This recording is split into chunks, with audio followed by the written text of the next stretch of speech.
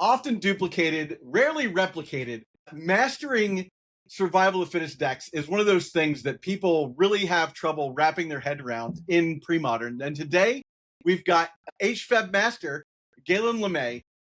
Galen, I saw that look. It's true, man. You top aided the Premodern North American Championships, LobsterCon, and I think it goes without saying at this point. People look to you to a point when they're talking about how to wrap their heads around this deck. You've got a great community behind you helping you out with that. But it just needs to be said. You top aided a very tight crowd, and welcome to the show. And I'm really excited to get into this. Thanks. I'm really happy to be here. I love talking about Hermit F.E.B, Full English Breakfast in general, and pretty much any combo deck as it pertains to Premodern is my happy place. So it's really good to be here, and thanks for inviting me. Yeah, I identified very early on, I think in like round 2 or 3, like maybe 3 or 4, you were undefeated, and I was just like, I think this guy's gonna go all the way. Like, this deck's too weird to like, it's too hard to play around, right? And I just watched you like round after round. I was like, how you doing? And you're like, yeah, 5-0. How you doing? 7-0. I was like, what the heck? This guy's gonna go all the way, and you got to the top 8, which is pretty amazing. And it was awesome to watch you take that run. Yeah, no, I appreciate that. A lot of you see me blanch at the mastery description because I don't consider myself a master of the deck. I think that I play the deck competently. I think I play it pretty well. I know for a fact that I miss lines. I know for a fact that I miss lines because I'm in a very active Discord where puzzles are put up all the time, and I rarely get them on the first try. So like it's I feel like it's the I'm somewhere on that Dunning-Kruger curve where I'm acutely aware of all of my own shortcomings when it comes to optimizing this deck. It's that like a sine wave of the caveman, the Jedi, and the guy in the middle. Something like that. And the truth is that the deck is very powerful, and while I would not call it a forgiving deck, you can do very well with that without playing with perfection. And I mean that has to be true of all Premodern, right? Because otherwise, if the game wasn't challenging, we wouldn't play it. Yeah. Well, so I'm going to bring up the deck here. Finding the right high-end cards for legacy, vintage, Premodern, or old school Magic can be challenging. That's where friends 3-for-1 trading come in. 3-for-1 Trading is one of Europe's top Magic the Gathering retailers with an incredible selection of premium singles, sealed product, and even full sets, all available with free, fast, and secure worldwide shipping. They add fresh inventory every Wednesday with weekly deals and discounts. So whether you're hunting for that elusive piece of power, a legacy staple, or something spicy for your collection, they've got you covered. First high-end orders over $500 or €500, use the code EDFREE to get free worldwide shipping. Check them out now at the number 3, the number 4, the number 1.gg/ED. That link takes you right to the shop and helps support the channel. Huge thanks to 3-for-1 Trading for supporting the legacy community. Now back to the show. Pitch me. I'm looking at getting into Premodern. Pitch me on H.E.B. Let me give everybody. That's a tough sell. I try to walk around sometimes with a small gauntlet in my backpack, and under no circumstances have I ever handed a newcomer to the format Hermit F.E.B, even though it's always in the bag. Yeah. So I'm like that with Stasis. I understand. So what I will say about Hermit F.E.B is that it is just a joy to play. It is one of those archetypes where you continue getting dividends on your investment that you put into it. You can spend a couple of hours familiarizing yourself with the basic lines and combos. It takes a little bit of doing to understand the mechanics of the basic mechanics of the main winning lines. Not so much as some other combo decks like Pattern Rector, where you have to. That's a whole other conversation, but you can, there's a very long description that you can find on Discord of one of the main winning lines of that deck, at the end of which there's like mini comments of help. This is not that complicated. However, that's the starting place. And that starting place, you can go to a tournament and you will play some games and you will very likely win some of those games. You might even win the tournament with that level of competence. But that is like the entry level. And from there, the learning curve just gets steeper and steeper and steeper. And if you were that newcomer who was wanting to pick up this deck, I would say, let's just take that Battlefield Scrounger out of there and let's put in a duress or something. Yeah. Because that's one of the cards that really, I mean, there's been a lot of innovation on this archetype in the last year, especially. And I mean, I think even, especially the last several months. And a lot of that is due to new blood coming into the format. A lot of it is just, it seems like there was a critical mass of the brain trust that was working on this deck, and some of it was just kind of pure happenstance of lines of inquiry that motivated thinking about a few cards that for different purposes that turned out to really open things up. Those two cards being Animate Dead and Battlefield Scrounger, which you would not have found in Hermit F.E.B lists a year ago. Might not have found them in lists, even as early as 6 months ago. And these cards have really dramatically increased the level of complexity of the way that the lines can play out. A lot of this is described in lovely detail in a guide that some of the most active players of the deck have put together. You can just Google H.F.E.B guide and it'll pop up. But Moxfield and BL, I don't even know Moxfield's name is. You know what? I'm forgetting Moxfield's name. I know I'm on Discord, but he's one of the very active Magic Online players that plays H.F.E.B. By the way, playing this deck on Magic Online is a whole nother level. Yeah. A lot of triggers to deal with. Lots of effects, lots of clicking. In addition to the baseline mental complexity of figuring out the decks, you still have to do multiple clicks to win the game, not misclick, not put things in the graveyard in the wrong order. I find the deck extremely challenging to play on Magic Online.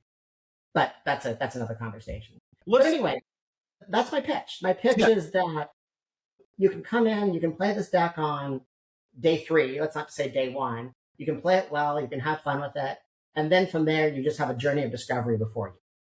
Yeah. So let's talk about what this deck does.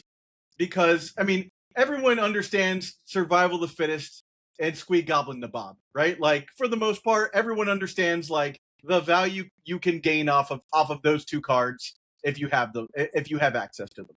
But this deck is doing more than just, like, the value plan of survival of the fittest. Yeah. So, I mean, Full English Breakfast has a long and storied history in Magic the Gathering that kind of goes back to the idea that you can take Survival of the Fittest, pair it with Volrath's Shapeshifter, and do some pretty sick things. Yeah. And I'm forgetting offhand, floating around online, and I think even maybe pinned in the Fed Discord, is maybe the original deck that was styled as Full English Breakfast. I believe we might even have that individual in the Discord, although he's not very active. But suffice to say that whatever Volrath's Shapeshifter was doing in 2002, 2003, 2004 is somewhat different than what Volrath's Shapeshifter is doing today. Indeed. However, fundamentally, what this deck does is uses Survival of the Fittest to abuse Volrath's Shapeshifter. Now, I mean, you have the card before you, but just to remind everyone what Volrath's Shapeshifter does, it becomes the creature on the top card of your graveyard. And Survival of the Fittest, of course, puts creatures onto the top card of your graveyard, while also putting a creature into your hand that can stand to be put onto the top card of your graveyard again. So these two cards together are an inherently abusive combo and form the basis for what, Full English Breakfast as a broader archetype. There is, by the way, something that we now call Classic F.E.B, which does not play Hermit. I will get to Hermit, but this deck plays Hermit Druid. Hermit Druid serves as a secondary or primary combo, an independent combo from the Survival of the Fittest. However, there is Classic F.E.B, which only plays Survival of the Fittest, and Volrath Shapeshifter plays usually 3 or 4 intuitions to find the combo pieces. It plays more of a combo control deck. And back to that, conversation with a newcomer, I would strongly recommend that they, if they have access to intuitions or can proxy them, that they pick up classic Full English Breakfast first and understand how the basic combo lines involving Survival of the Fittest and Volrath Shapeshifter work before adding the complexity. That was the advice that was given to me when I picked up the deck by Robin Lund, and it served me extremely well. So what Volrath's Shapeshifter does in this deck to win is it moves through 2 cards that allow you to basically win the game on the spot using your library as the resource. The first of those cards is Phyrexian Devourer. Now, I don't know if you're looking, we're looking at a version of the card as printed, which is not actually how the card functions as a card. Let's bring up the rules text on this card so that we can see what it actually is. Bring up the rules text on this card. Let's see here. Now, folks familiar with Premodern, vaguely familiar with Premodern, may be aware that there is a whole archetype built around Phyrexian Devourer, often called I'm Playing Devourer. And that is a deck that uses, you get a Phyrexian Devourer into play, you activate this ability. And the thing about this ability is that once the creature's power, so Phyrexian Devourer, how does Phyrexian Devourer work? Phyrexian Devourer starts as a base 1/1 for 6. Seems like a bad deal. It does have this ability that for the cool cost of 0 and the removal of the top card of your library, that card's CMC will accrue to the power and toughness of Phyrexian Devourer. Now here's the critical rules change. It reads that it gets a +X counter, but +X counters aren't really a thing. So instead, the DCI overlords decreed at some point that instead it would add X +1/+1 counters. Doesn't seem like a really big distinction. It will matter. We'll get to that in any event. But it's limited. Like you can do this until it gets 7 power, but at that point it will die. Mm-hmm. However, let's talk about how it dies. The way that it dies is that a trigger is placed on the stack, and then it's the death trigger. However, it does not die until that trigger, in fact, resolves. And while that trigger is hanging out there unresolved, you can respond to it with any number of effects, including the effect of Phyrexian Devourer itself. So, in sum, you can make Phyrexian Devourer arbitrarily large, limited only by the total CMC, remaining CMC of your library. And if you let all those triggers resolve and then let the death trigger resolve, it'll just die. The question is, what can you do until that death trigger resolves? What are you going to do with all those +1/+1 counters? What are you going to do with all those +1/+1 counters? Now, if you're playing the deck Devourer, you might sacrifice that Devourer to a fling and fling the opponent for a bunch of damage, or you might sack it to Altar of Dementia. That's a different deck. This deck doesn't do that. What would be really great is if we could only find a creature that we could use in conjunction with Survival of the Fittest to transform our Shapeshifter as Devourer into, that would make use of those counters. And look, there it is. It is Triskelion. So Triskelion, thanks for improving the art there. Yeah, we gotta fix that. Then allows you to remove a +1/+1 counter from your creature and deal a point of damage to any target, including but not limited to your opponent. And that is the combo. Because we, by virtue of a rules change, receive +1/+1 counters to the Phyrexian Devourer as errated, we then can remove those 1/1 counters to the Triskelion and deal any reasonable amount of damage to our opponents. A non-infinite number of damage, A non-infinite number of damage that usually caps out, I think it usually caps out somewhere around, 40 to 50 in practice, depending on, what stage of the game you pull this off. A reasonable combo kill for anybody that's not gaining infinite life. Yeah. And there's a lot said about this deck. There's many interviews about this deck, but Robin Lund gave one of the earliest interviews and said something really beautiful about Classic F.E.B. That is that as the game progresses, most combo decks lose ground. Most combo decks become weaker. They need to strike fast, or the game starts to escape them. Classic F.E.B, and this is true to a lesser extent of Hermit F.E.B, in some respects, the game often gets better and better as it goes on. And part of that is because of the sheer undisruptibility of this combo. Let's say, for example, that you have so at face value, there's many things that can interact with this interaction. Mm-hmm. You can remove the Phyrexian Devourer or the Shapeshifter as Devourer. You can mess with the library. Let's say, for example, that you have a Withered Wretch with 7 mana. Okay. So I've got my Phyrexian, and in this hypothetical, I am able to get both the Devourer and the Trike into my hand and Shapeshifter into play.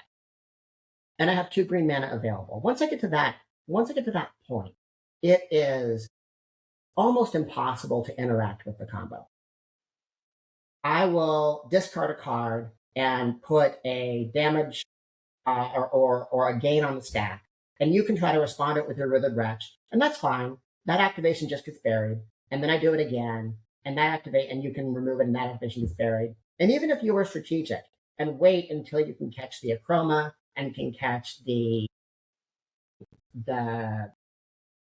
Palinchron and can catch the Karmic Guide and can catch all the high CMC cards in the deck, even if you're that good and that lucky to shepherd your 7 removal spells, you're still not going to have enough to stop the deck from killing you if you're at 21. Okay. So the basic Full English Breakfast line is when executed under ideal circumstances, you don't always execute under ideal circumstances, but when you're able to get those 2 cards in hand and the shifter in play, whether it's casting it or unearthing it or whatever it might be, and you have the mana or the resources discarded, or maybe you've got a Psychatog in play and can just discard them that way, who knows?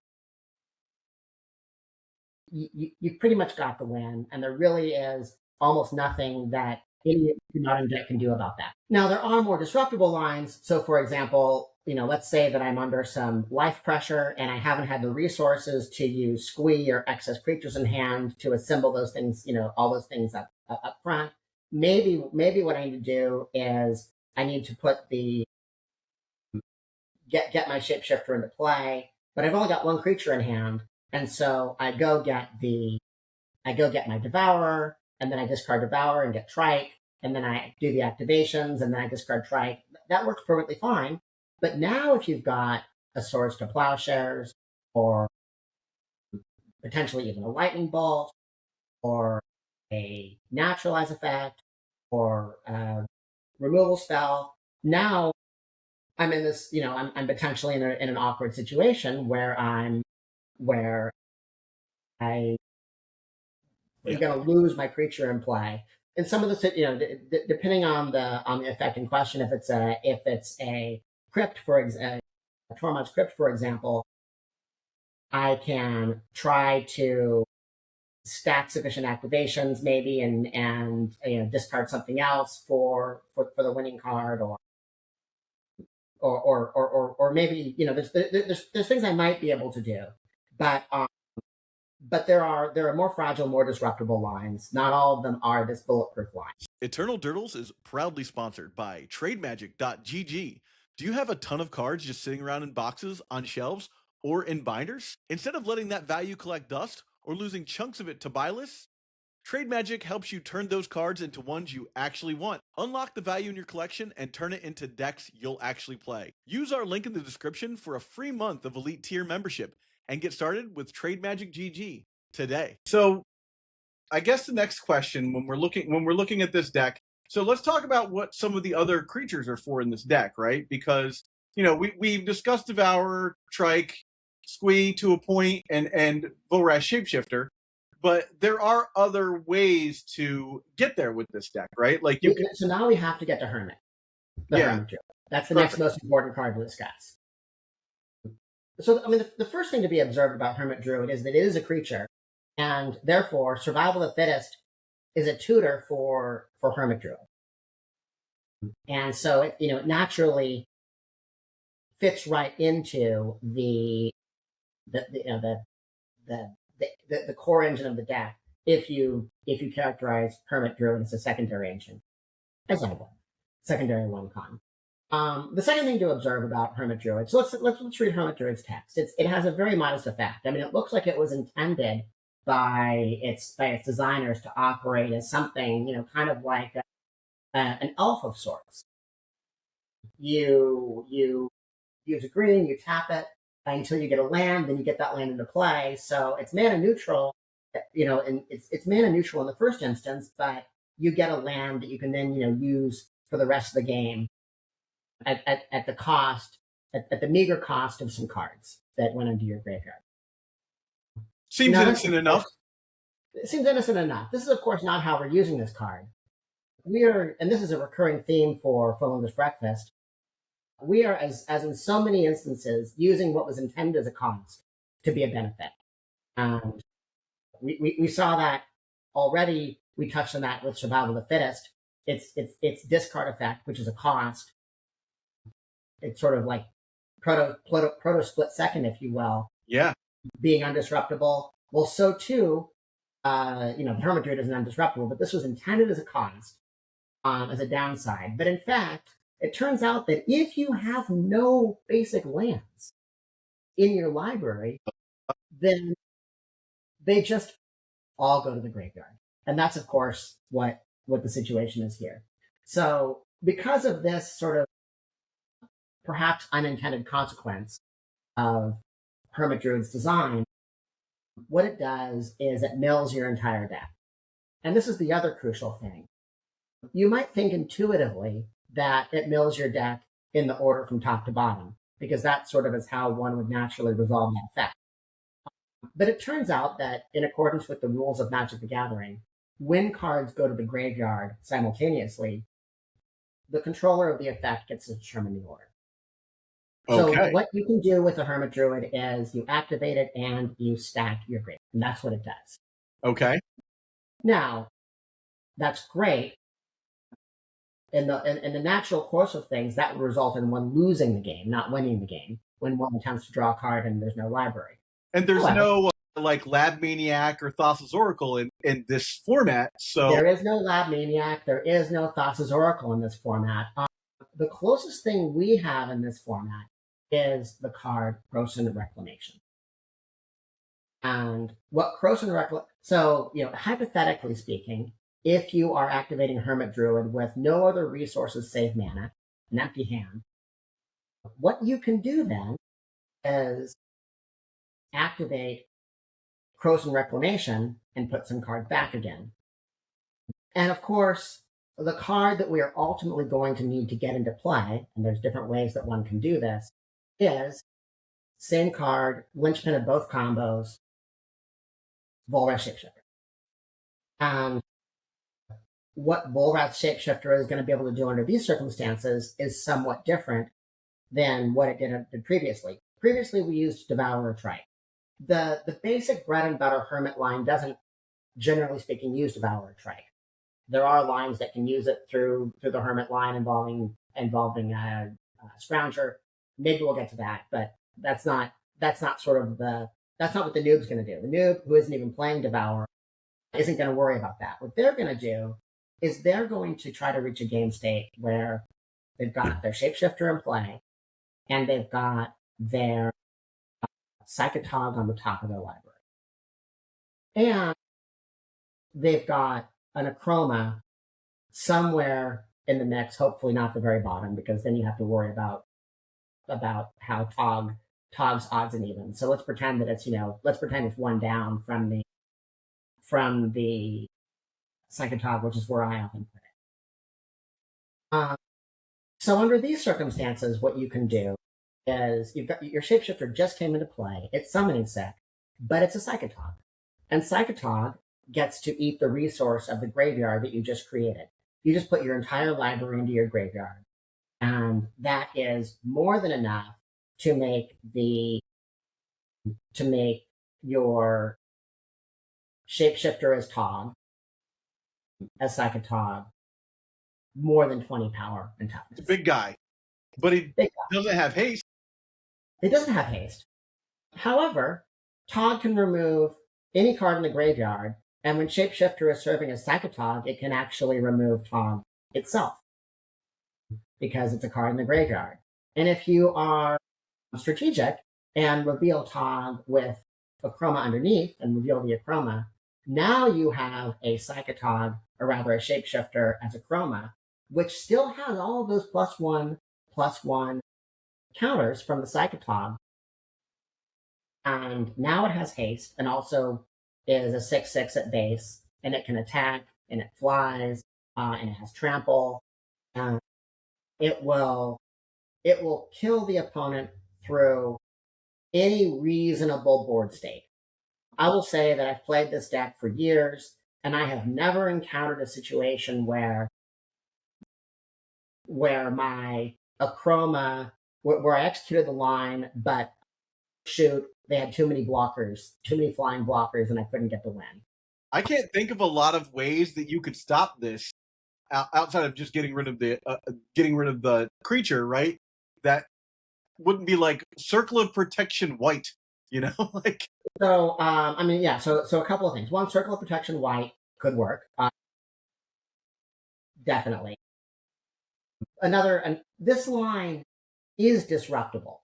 Like it's vulnerable to creature removal. It is hyper vulnerable to type of graveyard disruption. This line can be disrupted through something as innocent as a Wasteland, because if you cause a card to go into your library at an inopportune moment, you can stop it from being a Akroma, for example, or you can stop it from being the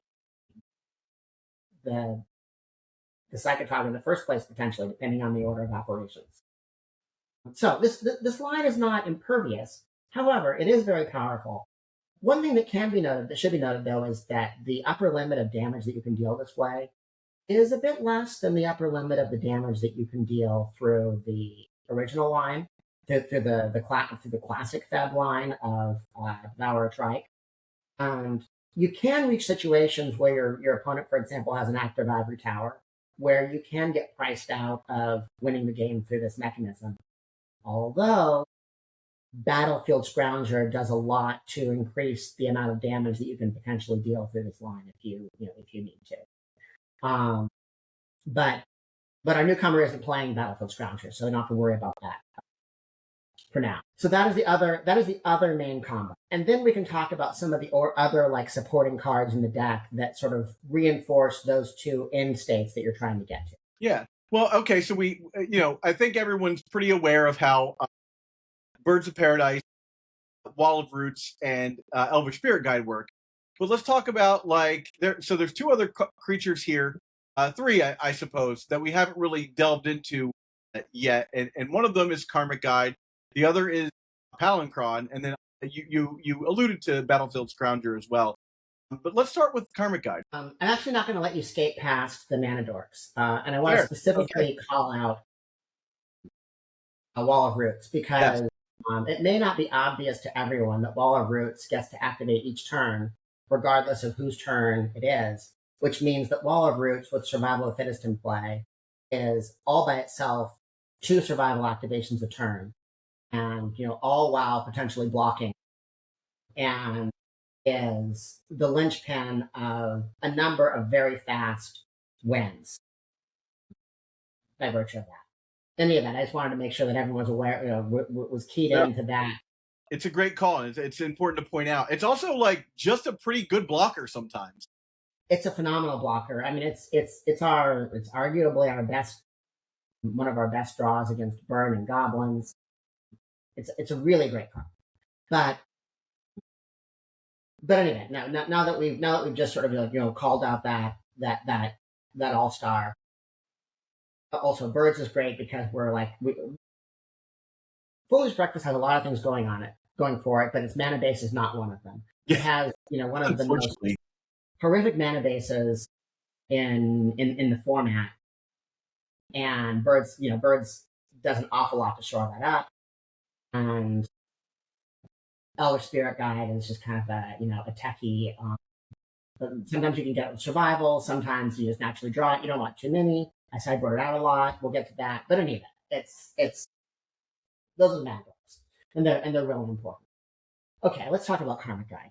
So I sort of skated past how you get from an empty graveyard or an empty library, cards in graveyard, potentially no cards in hand, to I have a Shapeshifter in play and I've got Psychatog on top and I'm winning the game. And the reason I skated past that is because there's actually many different ways that you can get from one to the other. You can have Shapeshifter in hand. Maybe Shapeshifter is already in play. You can put it back, and you can put Shapeshifter back in your library with Corrosive Reclamation if you have enough mana. Sometimes that's the best way to do things. However, the most mana efficient way to get Shapeshifter into play is to cast Unearth on it. And when you cast Unearth on Shapeshifter, it only costs 1 mana. Maybe you have the Unearth in hand. Maybe you had to get it back with Corrosive Reclamation. That depends on how the game played out for you.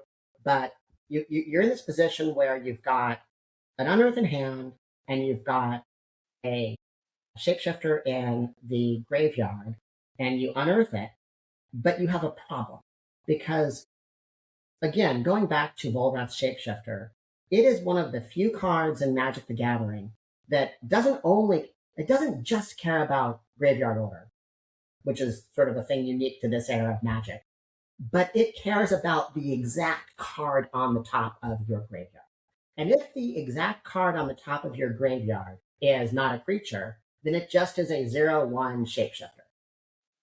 And if you unearth the Shapeshifter, that is what you will have. You will have a Shapeshifter in play and a unearth on the top of your graveyard, and your Shapeshifter will be a 0/1 creature, and if you have no way to remove that, that's all you got. And this is where Karmic Guide comes into play. So, like many cards in the deck, Karmic Guide has many, many uses in various game states. But here's its sort of main bread and butter use case. Its main bread and butter use case is that you decide when you flip your deck over that you want the top card to be Karmic Guide. And when the top card is Karmic Guide, something very not necessarily intuitive happens when you cast Unearth on Shapeshifter. Regardless of whether Shapeshifter can be anywhere in your deck. Usually it's towards or in your graveyard. Usually it's towards the top for ease of reference, but it doesn't matter where it is. But you've got Karmic Guide on top. So if you just were to cast Shapeshifter would see Karmic Guide. It would then get a trigger as Karmic Guide, and Karmic Guide would then be able to return any creature you wanted from your graveyard. Again, we're ultimately trying to get Psychatog to the top. So what you could do is you could, if you didn't choose to put just Psychatog on top and cast Shapeshifter, maybe instead you choose to put Karmic Guide on top, cast the Shapeshifter triggers. That trigger can return anything. It can return the Tog if you want. You get the Tog into play, but that's not good enough. You really need it to be the top of your graveyard. Oh, but look, you're playing this card, Cabal Therapy. So you can then cast Cabal Therapy and now you've gone through this seemingly unnecessary set of steps to get the Psychatog from wherever it was to the top of the graveyard. no need to jump through those hoops if you're just casting Shapeshifter. But if you're unearthing it, that will not work. If Psychatog's on top and you unearth the Shapeshifter will come into play, and before anyone gets priority, the spell will resolve and the unearth will go on top, and all you've got is a Shapeshifter on that isn't anything else. And unless you can remove that unearth, and maybe you can't if you already used your Frozen Reclamation, you're stuck. Yeah, that makes sense. However, there's this one weird trick with Karmic Guide will get around that. And the one weird trick is that when you unearth Shapeshifter with Karmic Guide on top, what happens and this is a recurring theme, because of the rules of Magic the Gathering, what happens is that Shapeshifter comes into play, and mid-resolution, it sees that there is a Karmic Guide on top of the graveyard, and it thinks, I need a trigger, and so it does, and a trigger will go on the stack. What then happens is the spell finishes resolving and unearth goes on top.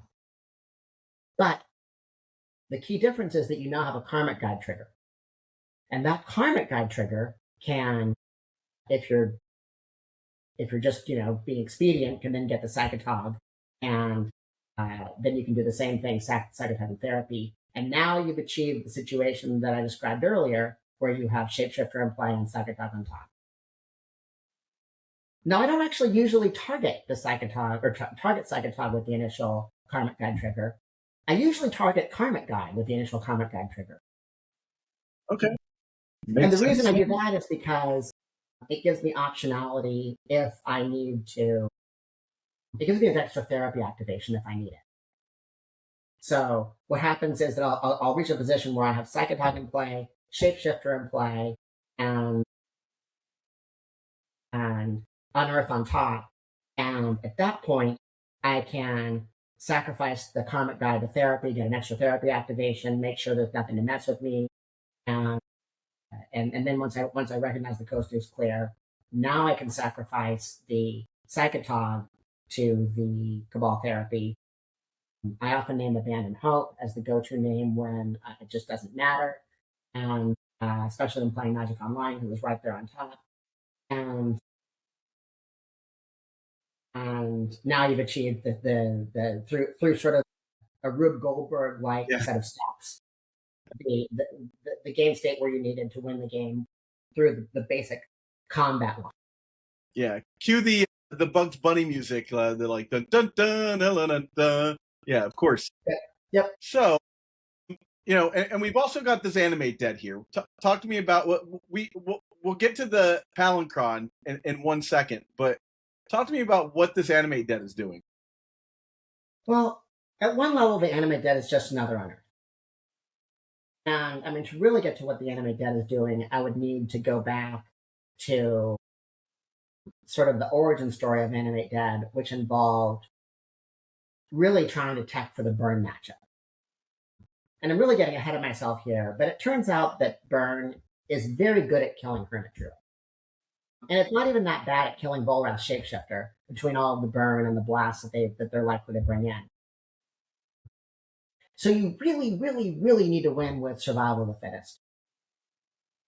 Most likely if you're going to beat burn.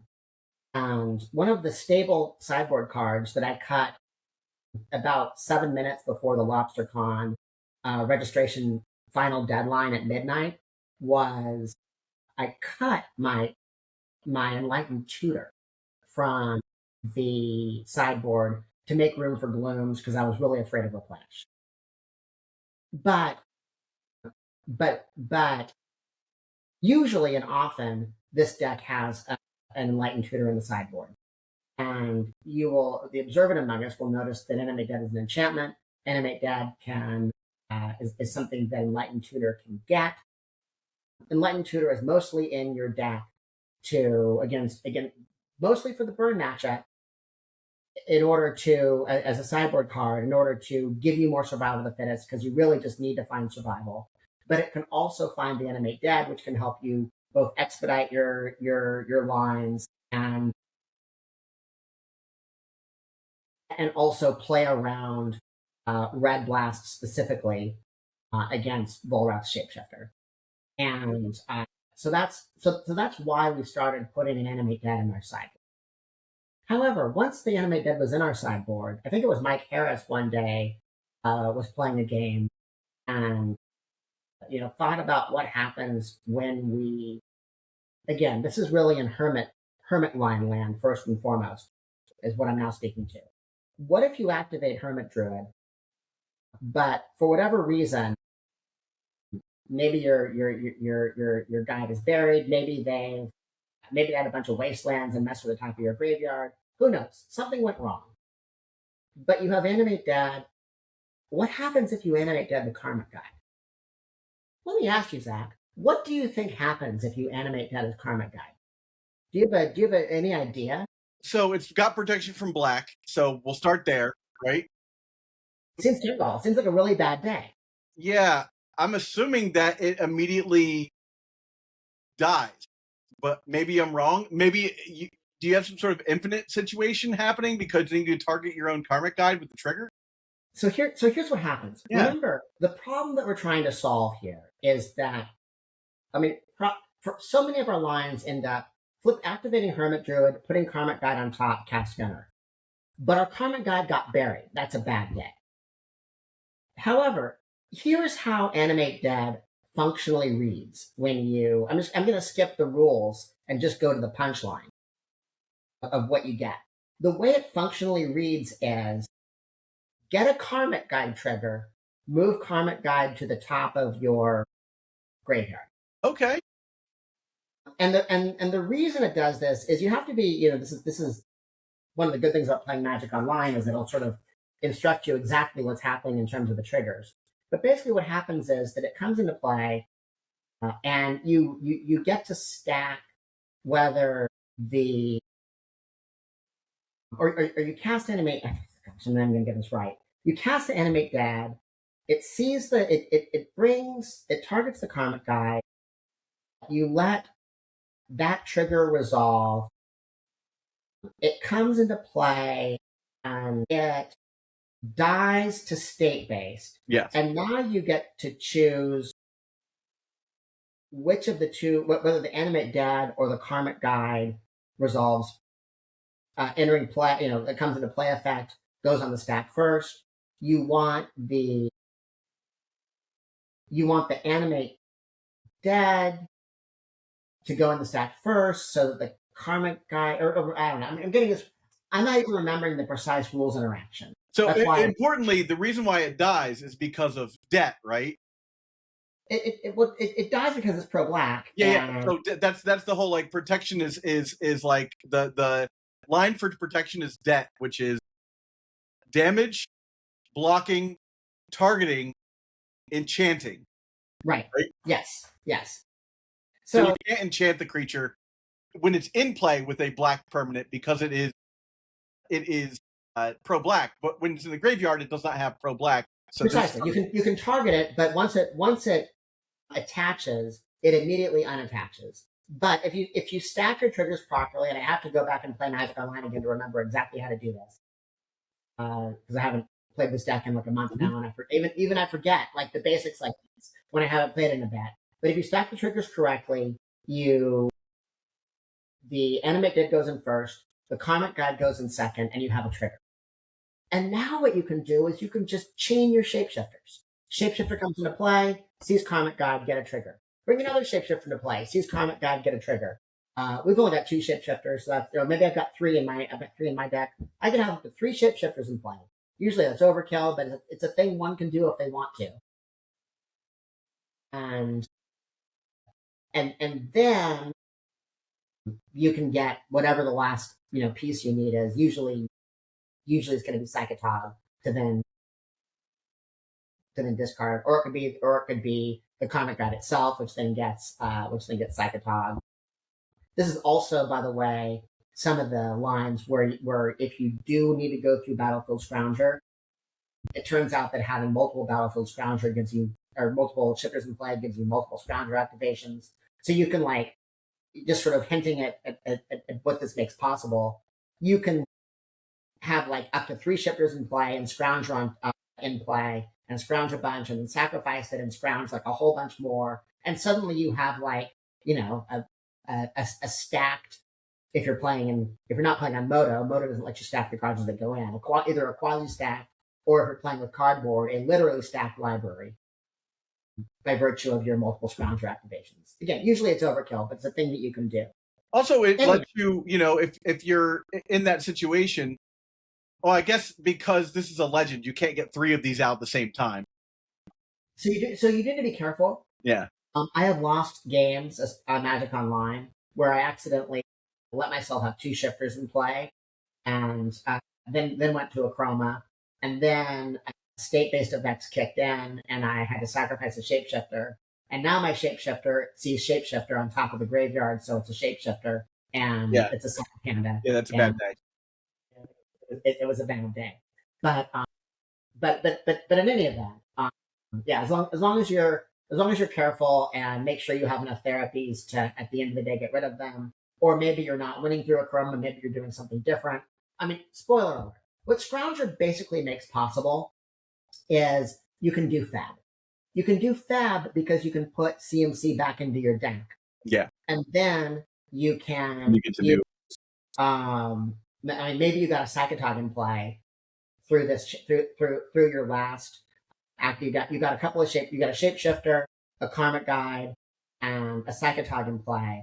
And now you can scrounge, you can scrounge once, you can sacrifice it, you can scrounge again, including itself.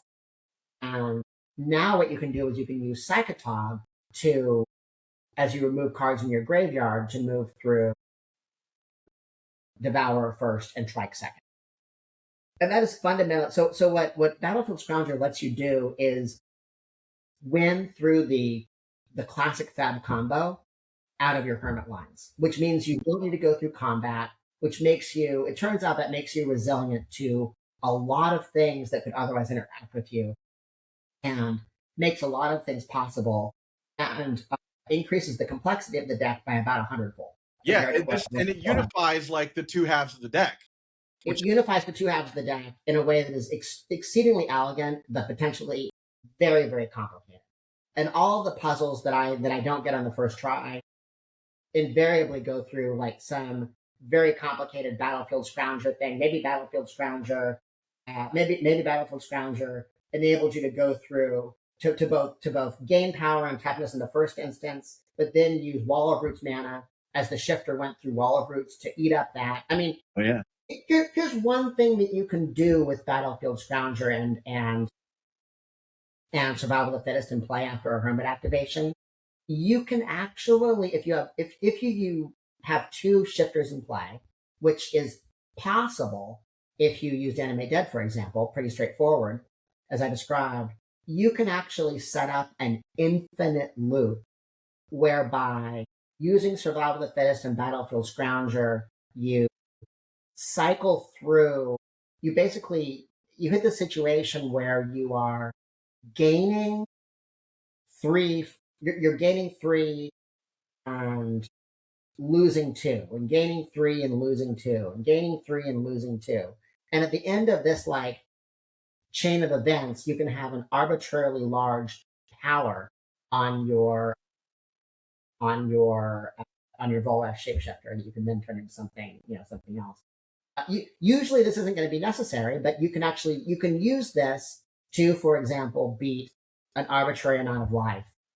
So if you're playing life combo and they go off and they don't have resources, you can actually beat that through this complicated line involving Battlefield Scrounger. So you don't have to scoop to a life combo. You could a flavor of what Volrath Shapeshifter, enables, of what Battlefield Scrounger enables. Who knew that this deck had so much going on with it? All right, finally, let's talk about Palinchron. Yeah, Palinchron's actually pretty straightforward. It's a staple in the classic F.E.B, and all it does very little. All it does is when you're going through combo lines, put a pin in that. All it does in terms of enabling your combo is if you're doing classic F.E.B, you might find yourself a little short mana because it's kind of mana intensive. Mhm. And if you can get to a place where Palinchron is at the top of your library when the Shapeshifter comes into play, and it's the same principles as we just talked about, whether you're hard casting it or if you're unearthing it, just like with the Karmic Guide, Shapeshifter is going to see the Palinchron.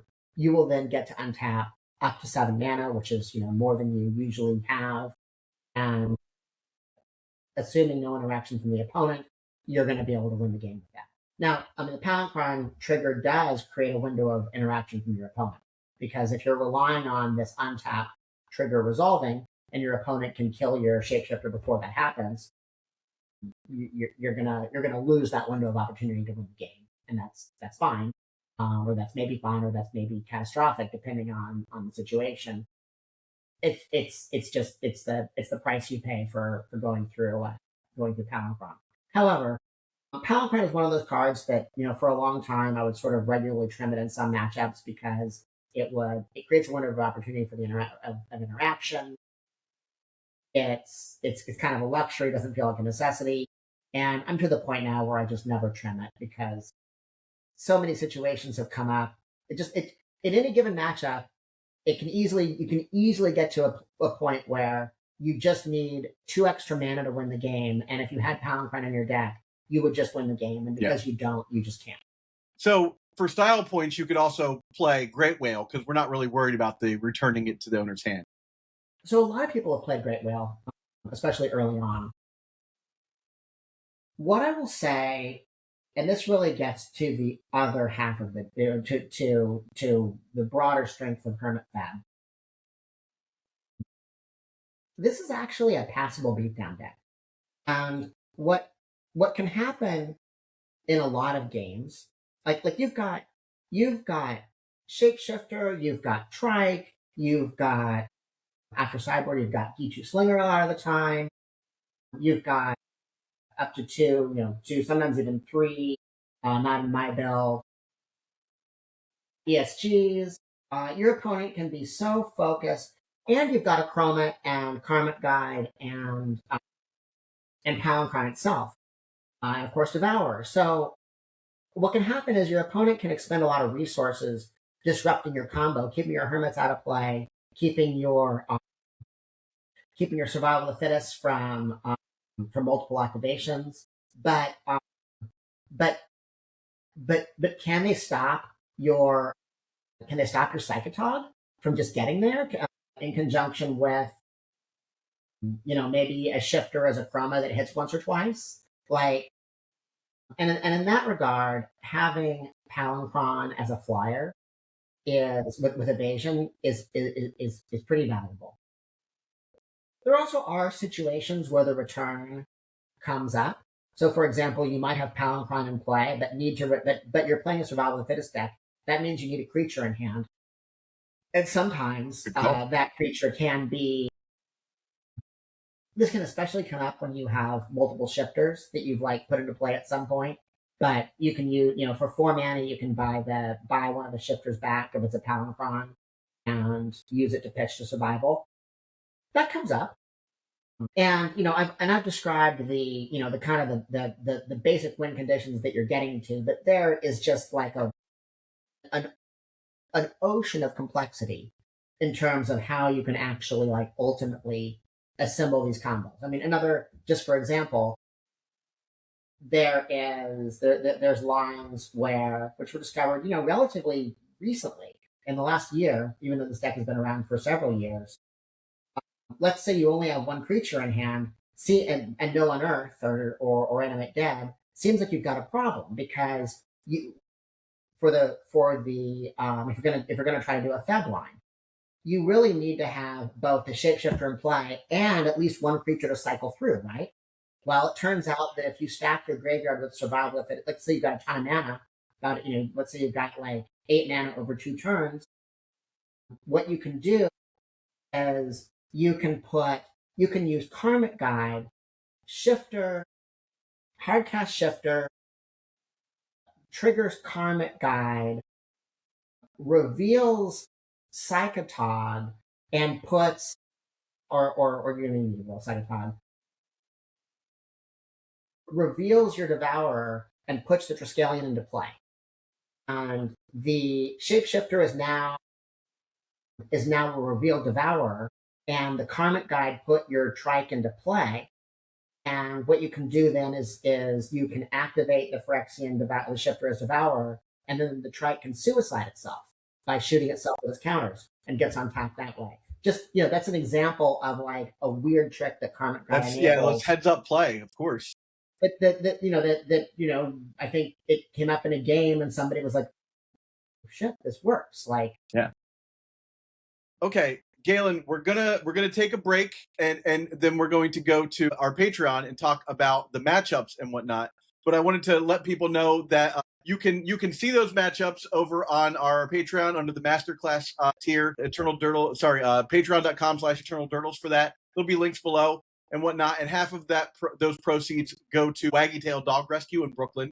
Man, there was so much here. I'm super excited to get into the matchups because I mean, you've lit a fire under my butt. Now I want to play this deck. I have the Order of the Sacred Torch event in like a couple weeks. I'm like, can I learn this in a couple of weeks? This is, I have my gold border survivals from the Brian Selden deck, and I'm like, I might be able to just like run this out there. But yeah, you should. Don't play Scrounger. You'll be fine. Yeah, thank you for this. We're going to pause here and go over to Patreon so you guys can find the rest of this video over there. And yeah, thank you so much for watching. We'll catch you there. Hey everybody, this is Zach here on 4th of July. I wanted to really quickly let you know that this episode is actually going to be free, so continue watching. Check out all the rest of the deck tech, and just wanted to make sure that everyone knew that we were going to keep going, and I'm going to make this free. Also, if you do plan to support Eternal Durdles because of these episodes, it really helps to keep these going. You can go to patreon.com/EternalDurdles and join us at any tier. Of course, the Masterclass tier will get you Masterclasses in the future, and any support we get from this episode will also still go to Waggy Tail Dog Rescue, where we got Brando here. And so, yeah, thanks for watching and continue watching. Have a good one. Thanks. All right, we're back on the Patreon. Thank you, everybody, for joining us from Patreon that came over from this video. First off, like, wow, the amount of knowledge I feel my brain getting bigger. Like, like it just. The amount of knowledge you just gave me for just how to play the basics of this deck and the lines and stuff. I think anybody looking at this deck is they have a lot to think about. So what I want to get into now is what's your tack on sideboarding, and we'll bring up the deck again and we can talk about we can talk about the individual sideboard cards as well. Just to level set everybody on that, and then we can talk about your philosophy on sideboarding, and of course, when we talk about the ins and outs and stuff like that, this is all a baseline. This is a starting point for a conversation. If you're looking at the guide that we'll also offer here, that will allow you to have an idea of where to start and why cards come in and out. But really, I always tell people, that's a starting point. You'll end up learning the deck as you play and seeing that some cards are better or worse in certain matchups, and maybe you have a different philosophy on how you like to sideboard. Sideboard matches change, of course, as well, so there's that. But Galen, let's talk about the cards individually really fast, and then we can talk about like what your philosophy on sideboarding is as well. Yeah. So I mean, the first thing I need to point out is that this is the sideboard that I played at LobsterCon on that day. It wasn't the sideboard that I was playing the day before, the week before, the month before. There's probably like I don't know, like an 18 to 20 card core. What I did for this event was I was really desperate to squeeze in 2 Glooms because I was very respectful of Replenish as a strong deck. It turns out that my thoughts that Replenish is a strong deck were not entirely out of line, given that the finals were in fact a Replenish mirror. So you can look at those 2 Glooms. They are actually somewhat untested. I haven't had a chance to really play a lot of reps with the Glooms. I have faith in them in the abstract, but choices were made, and really what was on the chopping block here was Enlightened Tutor got cut, which I think is a very important card for the sideboard. Then there's also kind of a more flex spot in the sideboard that, again, in this event went to a second Gloom. I was planning originally to play Latimer's Vineyard, which has been a sort of a popular card amongst a number of the most active members of the F.E.B Discord. You can go on to, any top 8 listing, including Goldfish, and find a number of well-performing Vineyards lists, sometimes main deck, sometimes sideboard. I've played Vineyard myself. I've played up to 2, one main, one sideboard, or another event that I did well in. Pros and cons to that card. But another card that the second Gloom could be, if it wasn't Aladdin's Vineyard, as it could be an Oromancer, a strong card against it. What Oromancer does, it lets Survival of the Fittest, when you have mana, get Oromancer and backfill. So that's really good against decks that are going to be removing Survival of the Fittest, where you don't just want to pivot to the Hermit plan. Goblins is a key example of that. Goblins is really good at killing Hermits, but it's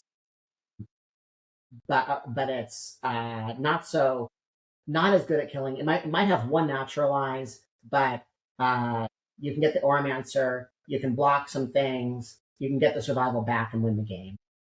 So it's a good card in that matchup.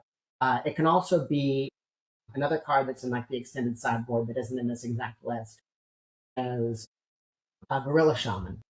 Yeah. Gorilla Shaman was technology back from the land tax days, but it kills Tormod's Crypts and not quite as elegantly kills, what do you call it? What is the other?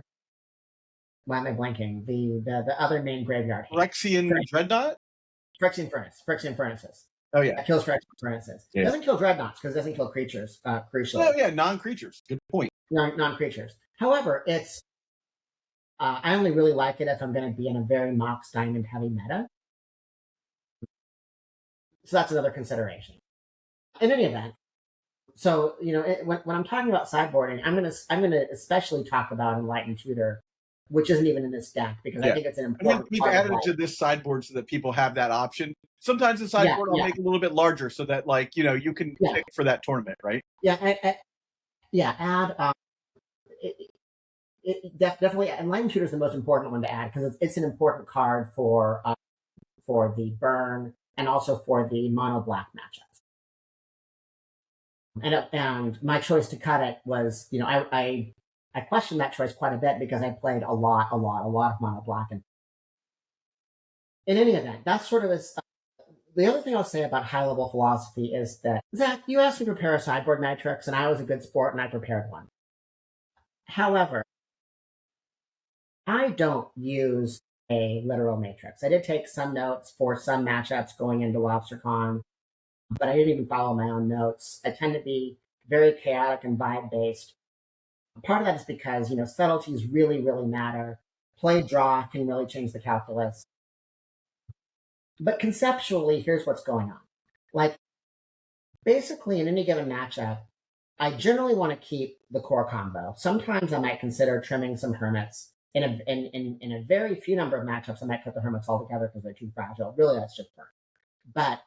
But conceptually, generally what I'm doing is I'm bringing in some amount of reaction, usually anticipatory to what my opponents are going to be bringing in to disrupt me. Maybe the Swords of Plowshares were in the main deck already, but I'm also expecting more Seal Cleansing to come in. In the case of Dreadnought, maybe I'm bringing in Naturalize in part because it's great to kill Dreadnoughts, but really it's the Cursed Totems and the Back to Basics that are going to destroy me. So a recurring theme here is that I'm bringing in cards that are going to protect me from what my opponents can do to me, often things coming out of their sideboard. And that's great, but what the heck how am I going to make room for these cards? And usually there's really sort of two general categories. One category is Mana Dorks. Mana Dorks often get trimmed. It's not because they're bad, it's because needs must. Now, I'm usually pretty happy to trim one Elvis Spirit Guide. It's nice to have one in the deck because sometimes you want to get it with survival, to to facilitate. Because if you're a mana short, sometimes you can get the Elder Spirit Guide to shore up the last mana when you're doing a that combo line, depending on how that line's working out. But I'm usually happy to cut one. Sometimes I'm fine cutting both because it's, after sideboard, I'm more likely to get things removed, which means I'm more likely to get 2 for 1 when I use a one-shot accelerant like Elder Spirit Guide. Another thing that I often trim is discard effects. Like there are some matchups where the therapies just really aren't that strong. If you are, a huge caveat is that if you want to be able to win the game through combat lines post sideboard, you must keep at least one Cabal therapy, because the Cabal therapy is needed. Going back to how the lines work, you need that to sacrifice your Psychatog. Now, if you know how to use Scrounger properly, you can circumvent that. But that's a whole nother. Anybody who wants to pick up this deck to the level where they're really playing Scrounger optimally, please talk to me, and I'll introduce you to some folks that'll read the guide that's on the internet. It's at a higher than a newcomer level, and it's like graduate school level, and it'll help you it'll help you make use of that. But theoretically, you can cut the therapies, all 4 therapies, if you feel comfortable maxing out Scrounger. Therapy is a good card, though. Even in any given matchup, therapy is a pretty good. It's very often a functional 2 for 1. Getting getting two pieces of relevant interaction and or threats. So those are really the 2 things that I'm most happy. That I usually move between those 2 things when I'm cutting. The other thing that I will sometimes trim more or less happily is the Animate Dead. I take it out all the time. It's not that the Animate Dead is bad. It's just that after sideboard, it's like so many cards interact with it. Enchantment effects Graveyard Hate interacts with it. Creature removal, depending on what I'm getting, obviously interacts with it. And Stifle interacts with it. So I often, even though it comes up all the time, where I could have won the game if only I'd had the Animate Dead to do this, do that cool Karmic Guide trick. I have judged that more often than not, I'm okay in many, if not all matchups, letting go of the Animate Dead after sideboard to make room for other things, just because of its fragility.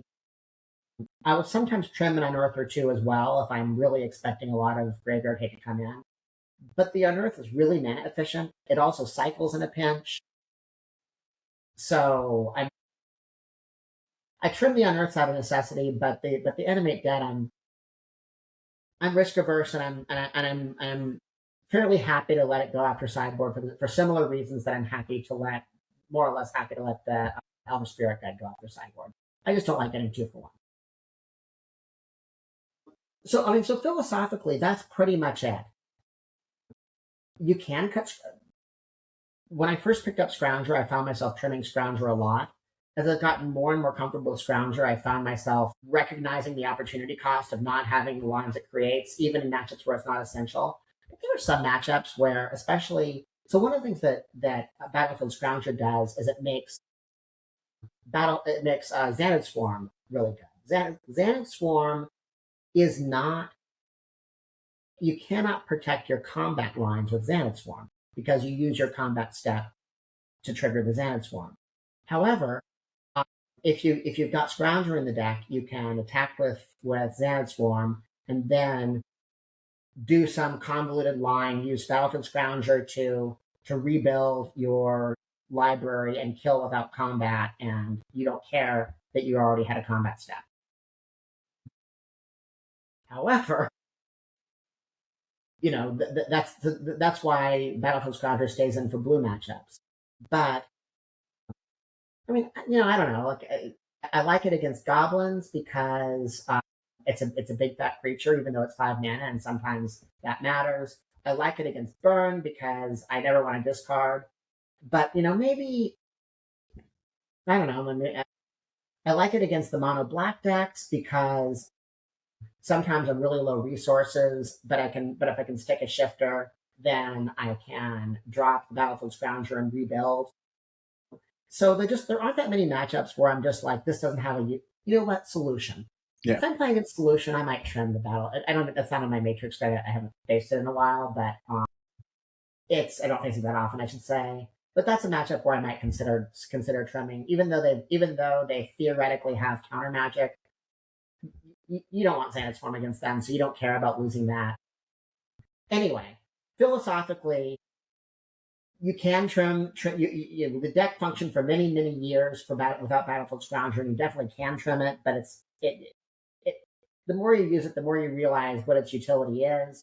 And beyond that, there's not much. Like I said, I used to trim Psychatog, but not so much anymore. Sometimes I'll trim Hermits, but especially with the Animate Dead Animate Dead comes out, but with the 3 shapeshifters in a lot of matchups, you can stick a shifter and discard Hermit to it, and makes it really difficult to interact with. I won games at LobsterCon that way. Sidestepped a Dystopia that way, for example. So you can trim a Hermit if you're in a matchup where it's really where you feel like the 1/1's really going to have a bad day, but eventually there's not much more you can cut. So really it becomes a balance of, is it discard? Is it mana dorks? Is it a reanimate effect? Or is it a deep cut to a combo piece that I'm going to be willing to play without? That's all you can do.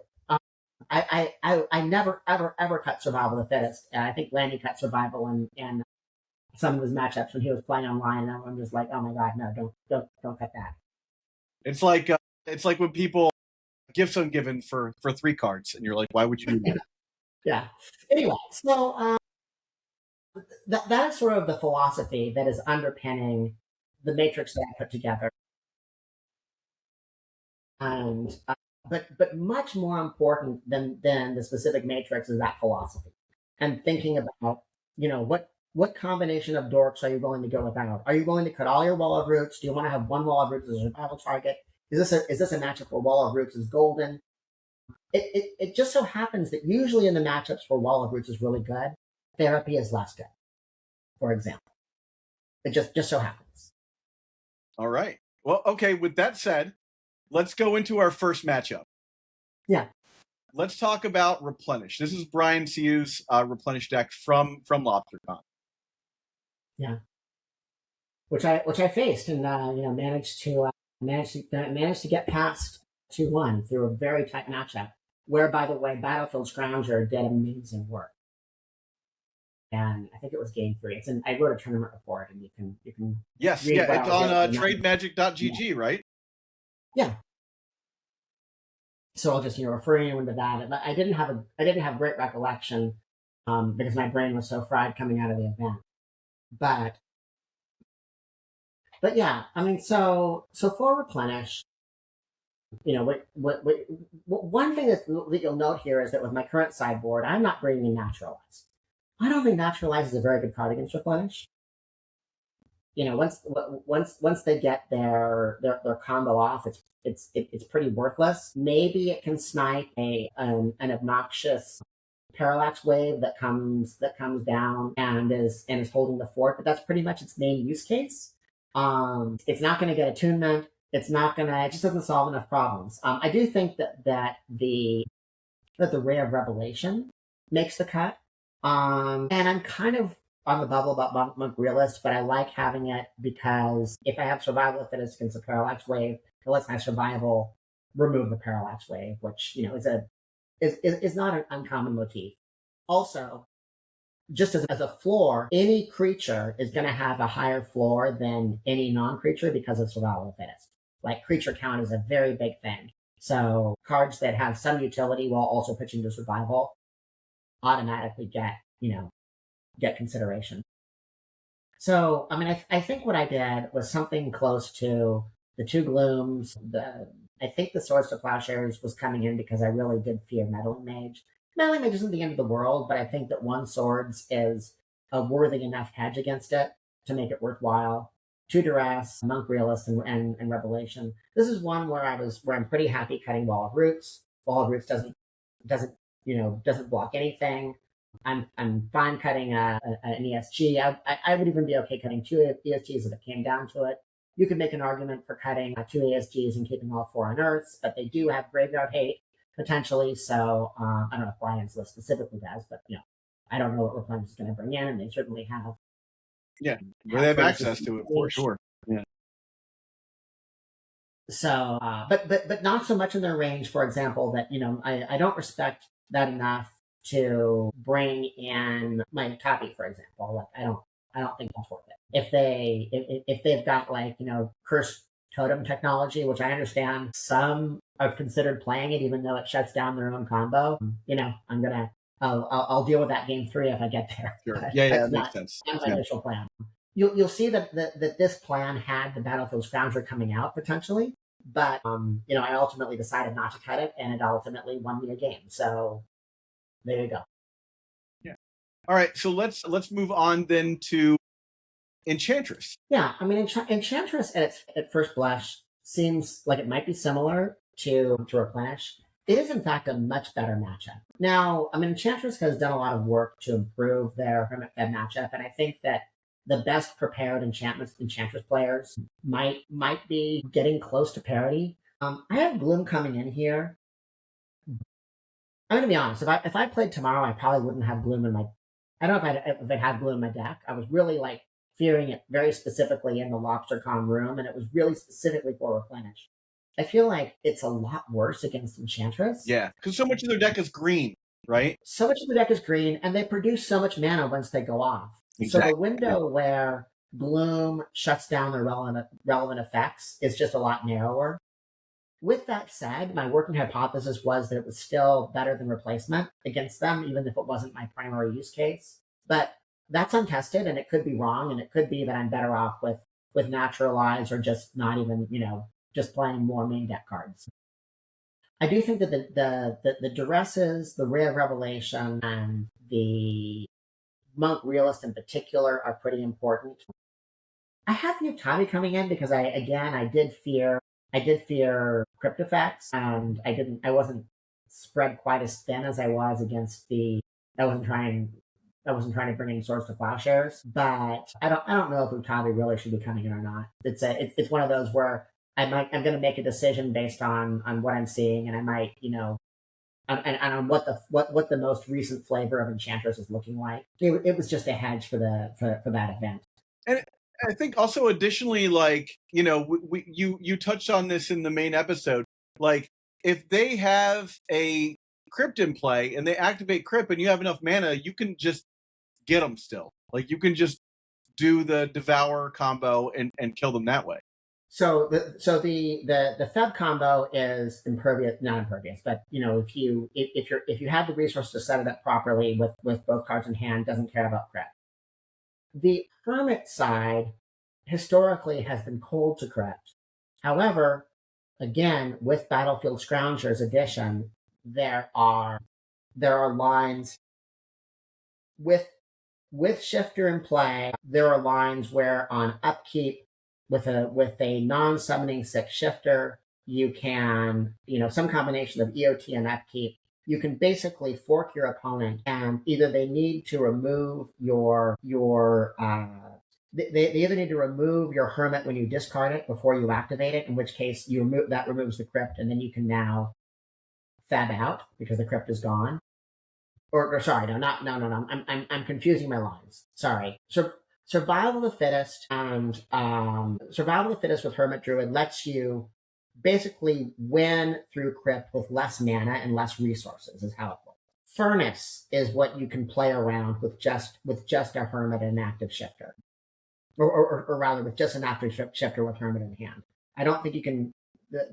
there might be lines to play around crypt involving Shapeshifter, but they're going to be context depending on what you have, and they're less reliable. Crypt is a really good card against us. I mean, it really does hit us in a lot of ways, but with Survival of the Fittest in play and enough resources, we will have an inevitability against it if they're not doing anything else. But of course, Enchantress is not doing anything else. Enchantress is doing a lot of other things. Most decks in Premodern are going to be doing a lot of other things. So anyway, so for Enchantress, I have the Octavia as a hedge, but it's kind of on the bubble.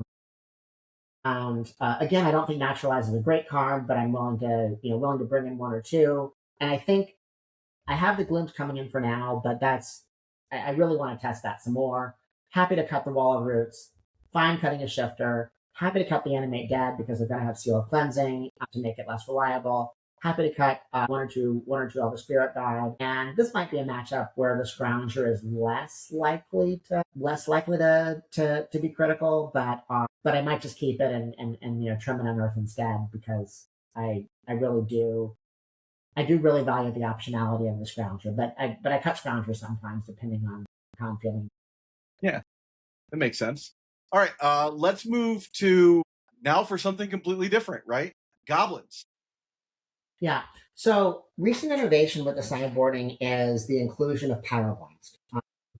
And probably the extended sideboard should have not Pyroblast, Pyroclasm. That was a typo, sorry. 2 Pyroclasm. So some people, and including me sometimes, just play 3 Pyroclasm, 0 Source to Plowshares. And when I do that, I might tweak the mana slightly. I might play Daragaz Caldera over the Trader's Ruins, for example. Okay. But I like the 2-1 sword split. Pyroclasm is really your best, strongest card against goblins. And it is really what makes the matchup, brings you to parity, especially after sideboard. Goblins, philosophically, it can be a really grindy matchup. When they've got the nuts, when they're able to, get Lackey through and back it up with wastelands or ports, you're probably not going to win those games because they're really fast and they're gonna knock you off your heels. But a lot of the times it doesn't come together quite so perfectly for goblins. Maybe they don't have the Lackey. Maybe they do have the Lackey, but you're able to get the Wall of Roots down first. Maybe they hit with Lackey, but the best thing they have to put down is a Matron. And that's great, but the Matron then gets something, and now you're able to keep the Lackey from doing a strong follow-up. Or even if it just puts a War Chief in play, even though that accelerates them, that often gives you enough time to build up a board presence. Goblins is a matchup where I've won plenty of games through beatdown, which is really counterintuitive because it doesn't seem that way. Hiju Slinger is a really good card in the matchup. Auramancer is a really good card in the matchup, especially if they're playing against the green flavor, where they might have a naturalized for your Survival of the Fittest, but the 2-for-1 of the Recurl can really buy you a lot of time. And Swords to Plowshares, while not quite as good as Pyroclasm, is still an excellent card. All-Star stops. Necessary to stop the Lackey, right? Stops the Lackey. I mean, the nice thing about Pyroclasm is you don't need to stop the Lackey. As long as they don't hit with a ringleader specifically, and then with that ringleader get, Ancestral Recall against you by getting three gas cards, except for that one specific case, Pyroclasm can often usually clean up what Lackey, what might have got through with Lackey in the first instance. No, that's not to say it's an easy matchup. It's not. Really the biggest threat they have in my experience is the mana disruption. And the games I lose are very often where maybe I had the Pyroclasm, maybe I swept the board once, but they had inevitability because I wasn't. My Birds of Paradise weren't able to stick because they could kill them. My lands got wastelanded, and maybe I was relying on a Gemstone Mine that eventually ran out of counters, and then I was just out of resources, and they ran me over. That happens plenty. However, I think that the 2 or 3 Pyroclasms gives you a very, very good shot and brings the matchup close to even. Fine cutting a Volrath Shapeshifter against them. If they're not on green specifically, I wouldn't cut the Animate Dead. But if they're on traditional red-green goblins, I would cut the Animate Dead. I'm fine trimming a Bird of Paradise is important. It actually is ironically somewhat important specifically to casting and enabling to cast Pyroclasm. But be that as it may, I'm fine trimming a Therapy, sometimes 2. Fine trimming an Elder Spirit Guide. I kind of like keeping one on the deck if I can afford it. This is a plausible sideboard that I might, what I shared with you is a plausible sideboard that I might, do in any given event. But again, I might make some tweaks. Crucially, I would not bring in the Enlightened Tutor against Goblins. Even though your Hermit lines are less reliable, they still are, I think, I don't think you want to expose yourself to the 2-for-1. At least if you're against a green version. If you're against a mono red or red black version, I would consider Enlightened Tutor. But that's not the renown. All right, so let's move on to Elves. Yeah, so Elves is another matchup, kind of like Enchantress, that historically is a pretty good matchup. I mean, the Elves, for example, the Elves matchup that I faced on camera at LobsterCon put up very little resistance. Where Elves is going to have more game against us is when they choose to play more mana disruption. If they're playing Wastelands or Tangle Wires, those are, that's a little bit more threatening. The Duress and or Naturalized split might well depend on whether I think they might have the Tangle Wire. Tangle Wire tends to make the matches go long, which makes Duress work. But if they don't have that, then I'm not, a lot of people really don't like Duress in the matchup. But my vibe is that if I can turn one Duress them and take their Survival of the Fittest, their deck is just so much slower. Medium dudes. Yeah. Like it totally changes the tenor. And if I don't hit that, then maybe I'm able to hit a Naturalized that would have taken my survival.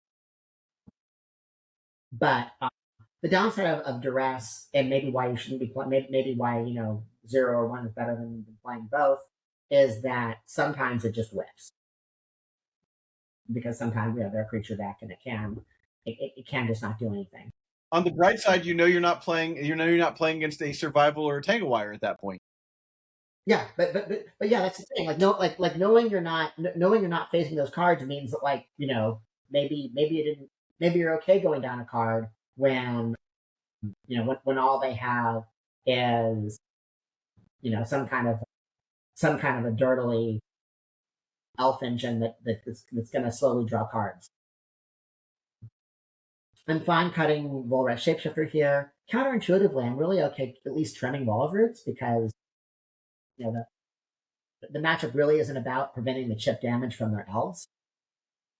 Animate Dead is fraught because they do have the naturalized effects. This is a matchup where I'm kind of okay trimming Battlefield Scrounger, but in general, it's a pretty good matchup. One of our better matchups. All right, let's move on to Stiflenought. Yeah, so Stiflenought is a matchup where we've done a lot of work, and I think we've gotten to the point where it might be favorable. It's not heavily favorable, but I feel like I win more Stiflenought matches than I lose by a thin margin. Definitely, it's still an incredibly threatening deck. This is where Xanad Swarms shine the most. Duresses shine. The Utabi Orangutan definitely comes in here. I think you need at least one, ideally 2 naturalizes.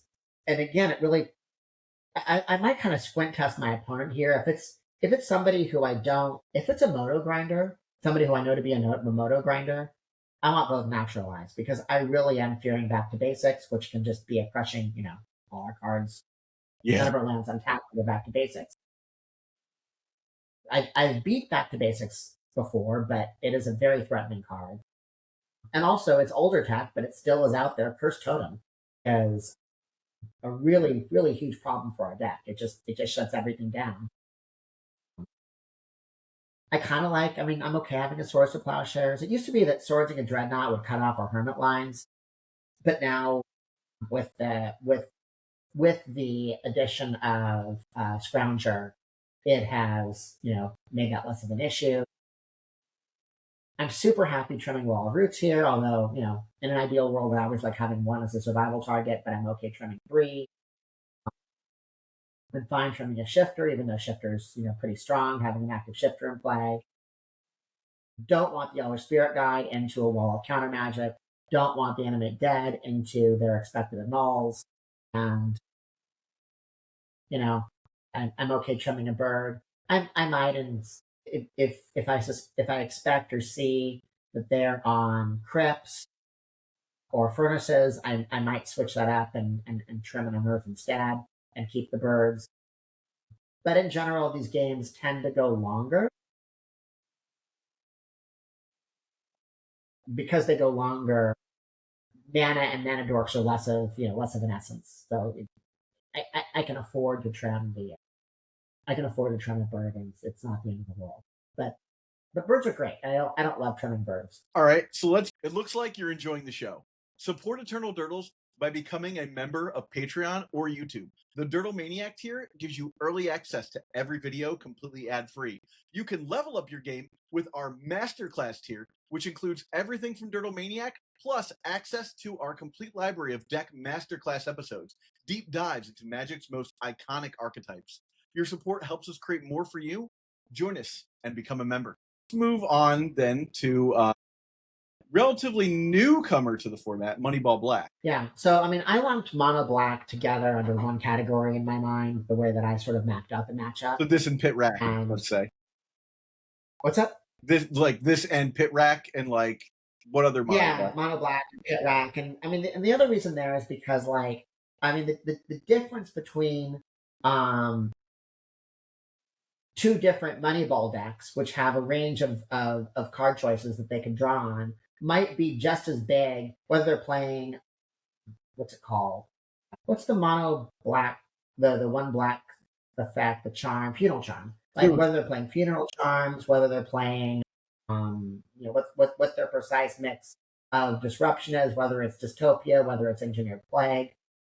Those differences matter.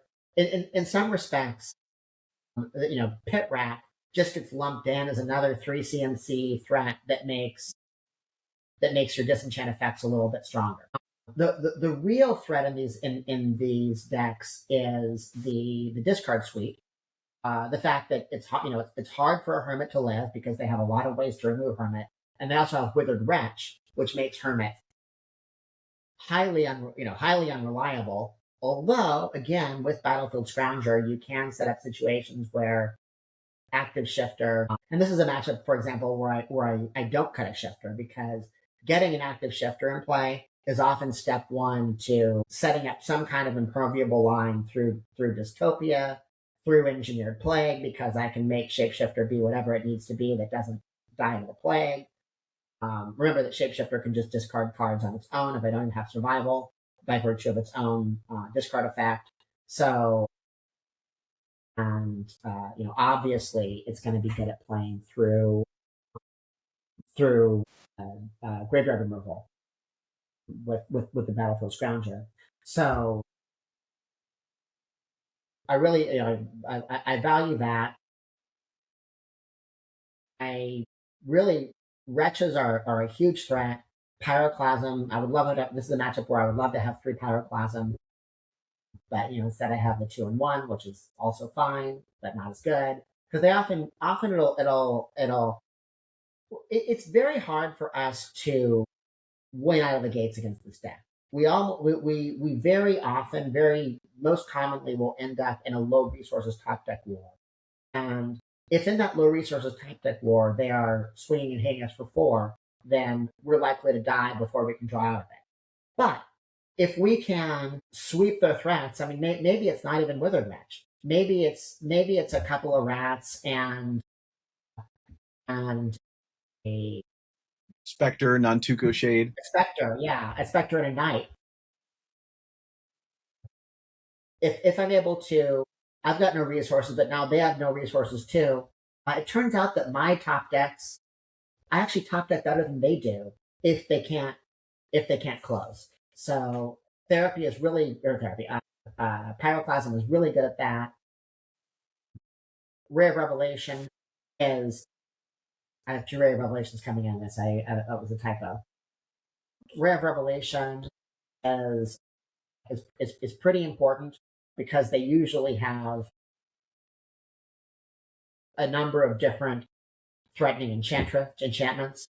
Dystopia or even Plague, right? Engineered Plague, it could be Pit Rack, but Ray and Ray also works from the graveyard, which is pretty important. Naturalize is a little bit less important, but they often they sometimes bring in crypt effects in addition to their wretches, which seems like way over the top to me, but it happens. So naturalize can be useful, but 2 can be a little bit dicey because it can get stranded in your hand a lot. So depending on what their configuration is, I might be fine with just 1. And this is a matchup where I'm super happy to cut the therapies. I'm super happy to cut the therapies with the caveat that I did, in fact, like in some matchups, I remember at LobsterCon just deciding that I was going to keep the therapies on the play and try to, for whatever reason, I judged based on how I was feeling in the moment and what I saw. I judged that if I could therapy the Withered Wretch out of the gates, and then maybe pick up one of their 3 CMC things on the back on flashback, that might be my best route to victory. I brought them in. The matchup didn't play out that way, but I remember winning the game anyway through a more. So I don't know if it was right or wrong. I don't think that therapies are. I think they're definitely bad on the draw, and they're probably not all that great on the play. But there's an argument that maybe you should be bringing. The problem with the men is they're very bad top decks, and unless you hit right out of the gates, they're a wasted resource. And I think that by and large, our best bet is to win in a longer, not a long game, but like an intermediately long game. I don't love cutting the 1 wall of roots here, but needs must.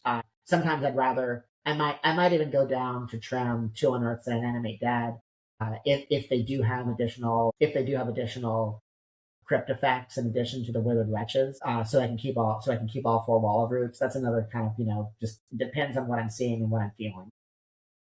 All right, let's move on to Psychatog. And one more thing, this is another matchup where Enlightened Tutor is super valuable and super important.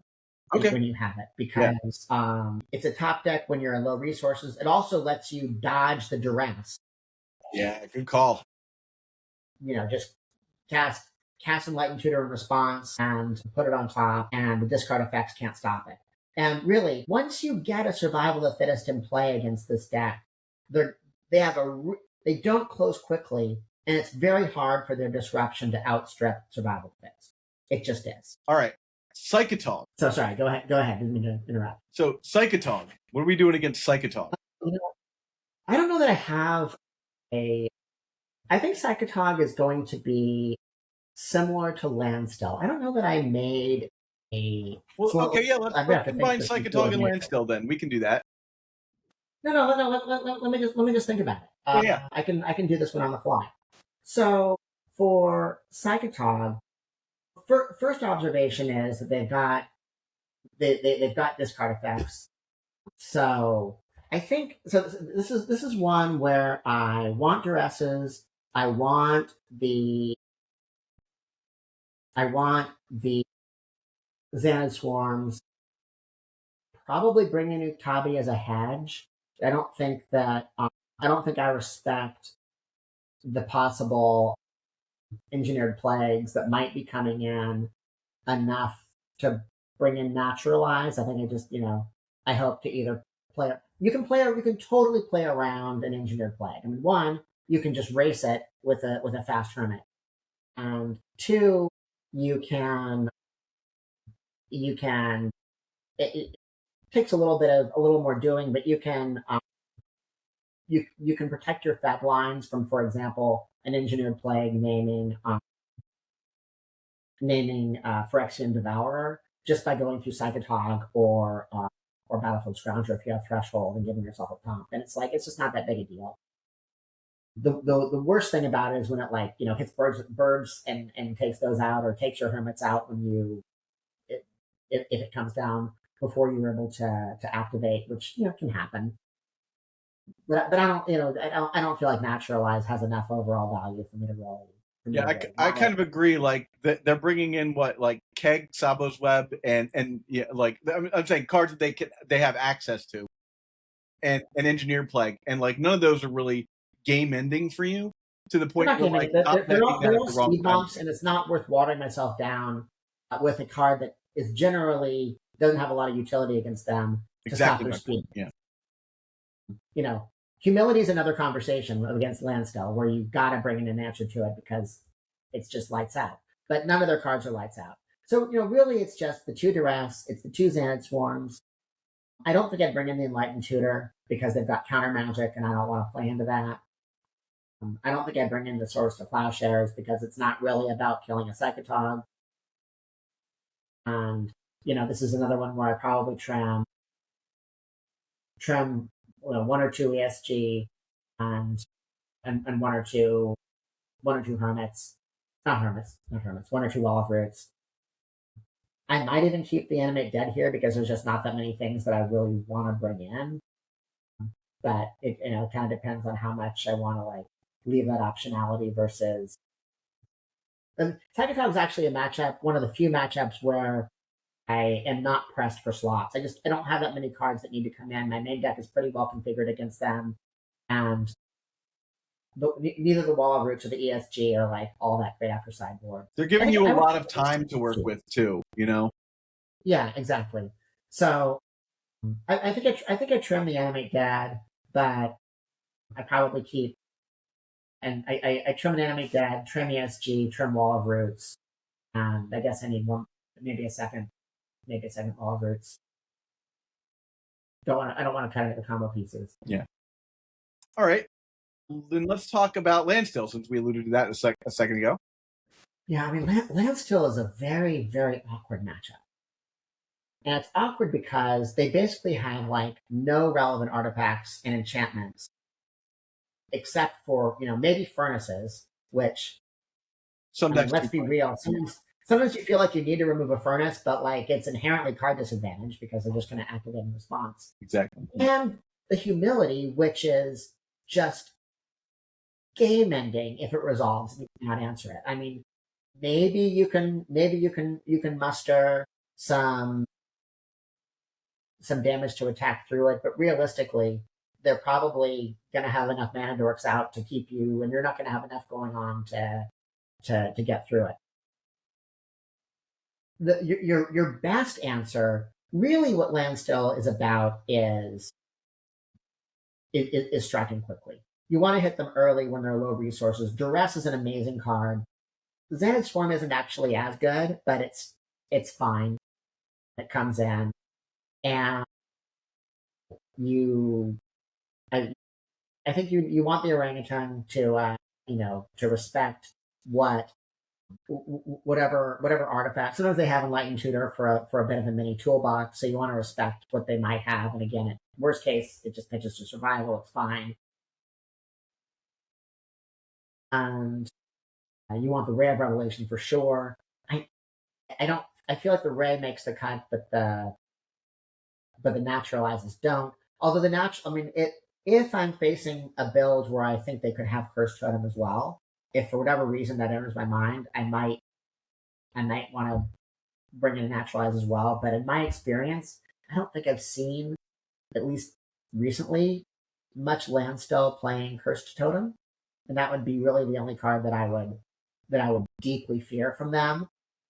I might feel motivated to bring in Swords or some Pyroclasms even.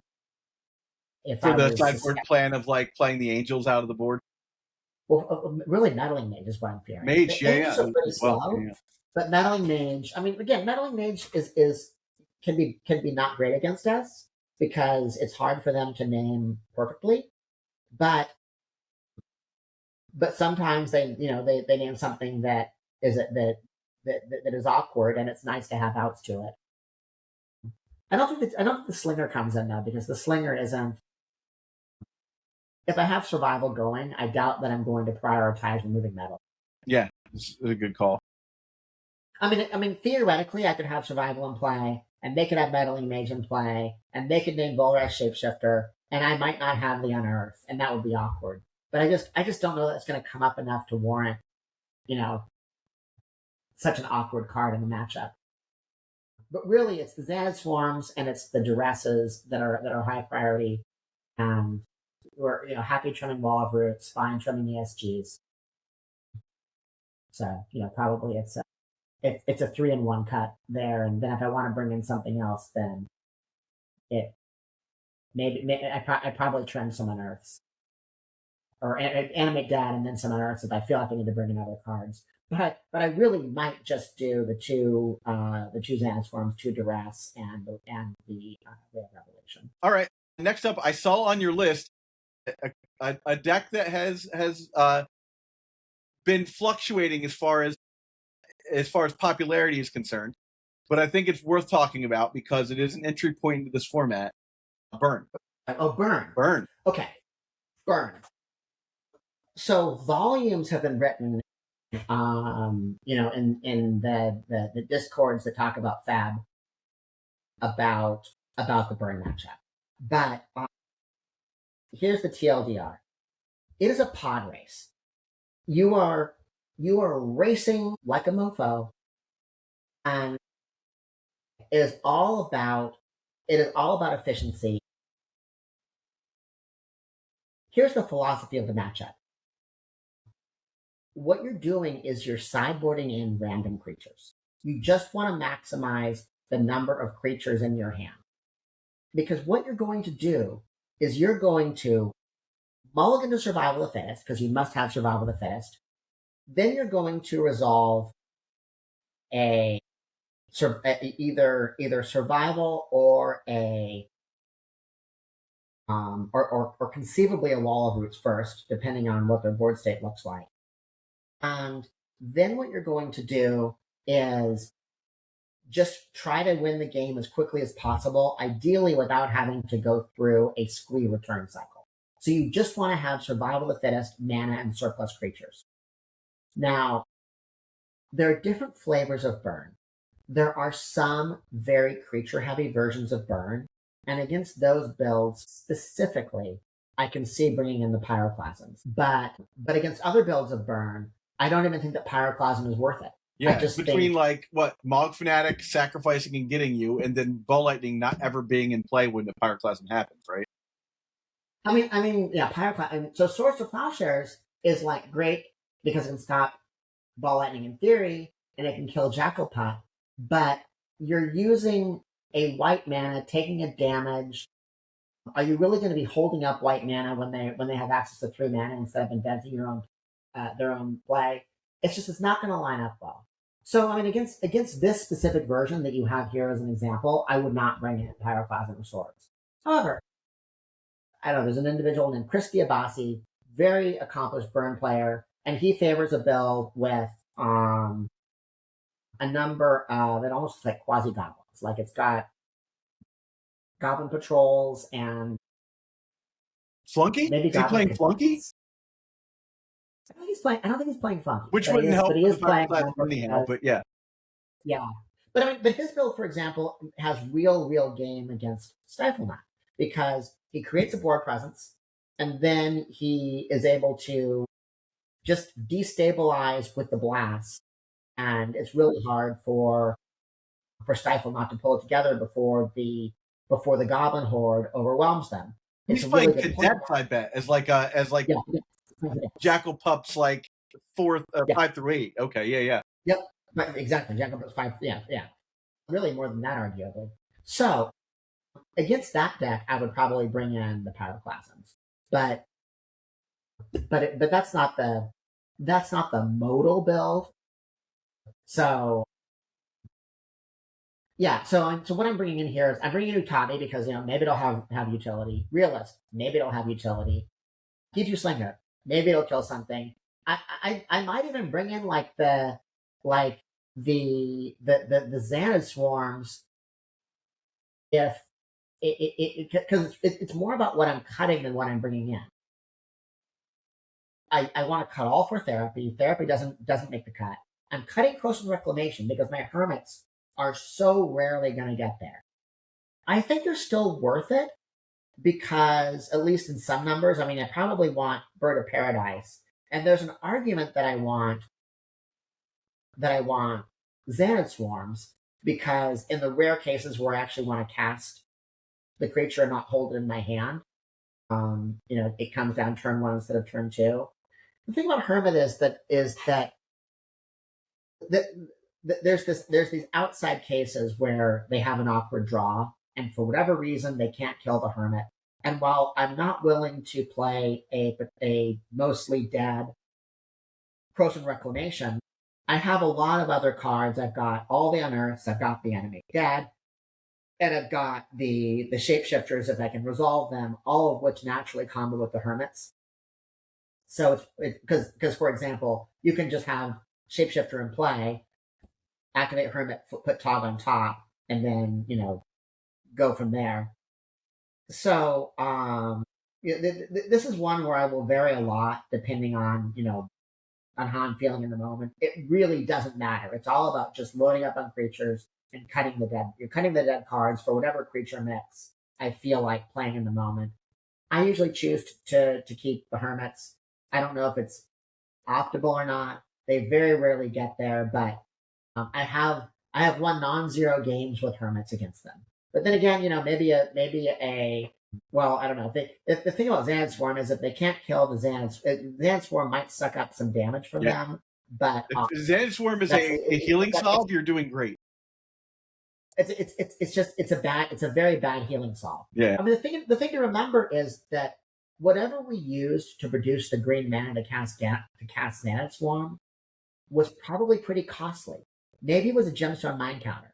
Maybe it was a City of Brains. Maybe it was a Painland. Whatever it wasn't a forest. So best case scenario, it was a Bird of Paradise, right? Best case scenario was a Bird of Paradise which didn't live anyway. Yeah. So I mean, I kind of like the Hermits because they have outside, but some people bring in the Xanad Swarms, and it just depends on your mood. All right, we got 2 more matchups here. Let's go to Stasis, and how do you deal with that deck? I'm sorry, Zach, you cut out for a second. Can you? Sorry. How do you deal with Stasis? Stasis. Okay. Stasis is another one where I think we're really well configured against them.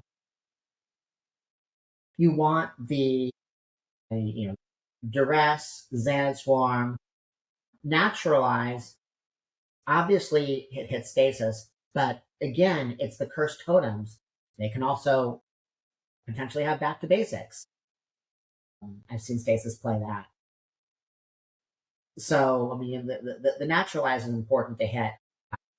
You might like raise your eyebrows. Why do I want Naturalize over the Rare Revelation?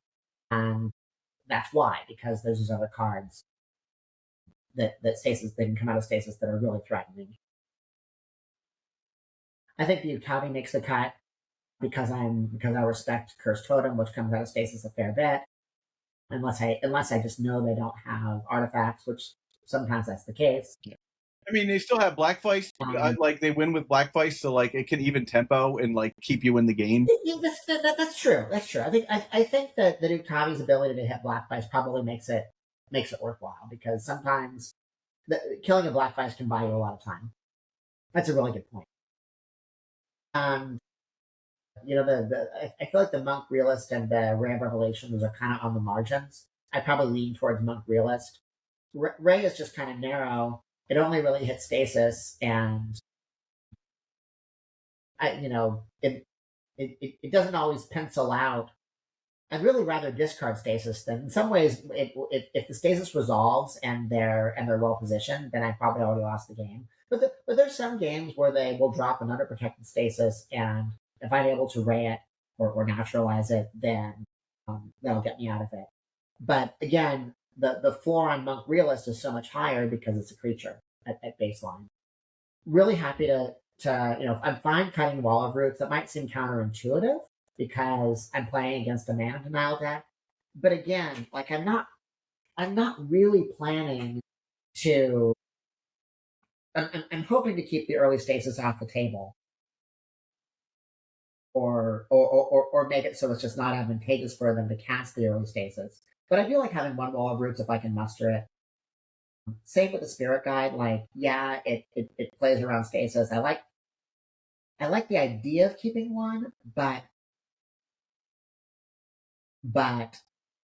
the reality of the situation is that it's just cuts are really tight here, and it feels pretty bad to Spirit Guide something out and have it get, foil countered, whatever it may be. Foil is less bad because at least that's like card parity, but running into counter magic with all the Spirit Guide doesn't feel great. This being my main deck, the first thing I think about against your deck is like, you're here for a good time, not a long time. So yeah, I completely agree with you. Like the Wall of Roots, if you want to go long and you're getting value out of those Wall of Roots, that's great for me.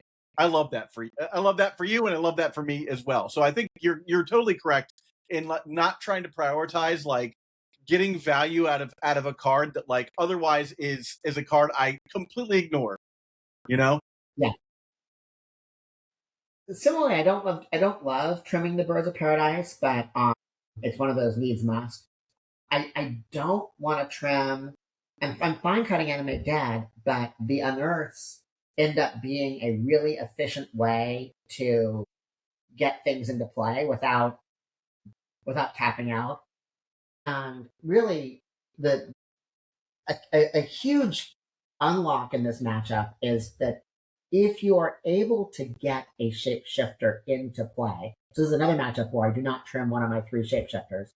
The third Shapeshifter is a flex spot, but I like it for things like Stasis and Moneyball, where if I'm able to get that Stasis into play, like, that alone could win the game. I mean, maybe I just discard Akroma and ride that to victory. Like, it's really awkward, or it creates so much optionality as the game progresses to win that mini game of the Resolved Shifter. All right, final matchup. But this is one where sideboarding is really challenging, and I'm not as confident in sideboard as some other matchups, because my heuristic of I'm either happy to cut mana dorks or I'm happy to cut discard effects kind of breaks down. I don't really want to cut either one in this matchup, but gotta cut something. Yeah, I think you're spot on there, and luckily it's a matchup you don't generally face very often in a tournament. It's not a very popular deck, but it is a deck that, like, I feel like when you see it and you're naked against it, you're like, what did I just do? Like, how'd I lose that? I mean, obviously I'm a stan. We've got a guy who did a painting for me over here. But I'll say this about Stasis. I have lost a lot of matches to Stasis in my life, but I have won a lot of matches against Stasis playing Hermit F.E.B. Yeah. I think it's a good matchup for Hermit F.E.B. I agree. It's hard for Stasis. I agree. It's one of those ones where, like, it's a very good deck, and that decks like Hermit F.E.B. in particular don't line up great against it, because they have to worry both about the fast combo, they have to get past the therapies, and they can still lose the War of Attrition to survival if they can't stick the stasis. It's also like, if you just put out a Akroma, I'm in trouble. That has big. So I mean, funny story. If you watch the coverage of the LobsterCon matchup, I actually, when I cast Cabal Therapy and name Chain of Vapor, and I happened to hit 3 of them, it's because my plan was to therapy away the Chain of Vapors, which are just this flexible card, and I had 8 mana in play, and then sack to clean up whatever the counter magic was, and then we're just hard cast a frickin' Akroma and be like, good luck. Yeah, that was my plan. Cannot beat that. Yeah. In actuality, the way it worked out is that I top decked the Hermit, and it proved to be a much more expedient line to victory with less risk. But the plan was to hardcast Akroma. Yeah, hard for me to deal with that. If you have Akroma out and you've gotten rid of my therapies, if I can't counter it, the game is over. Yeah. I would need like 3 Black Vices out to get you. Yeah. All right, final matchup here.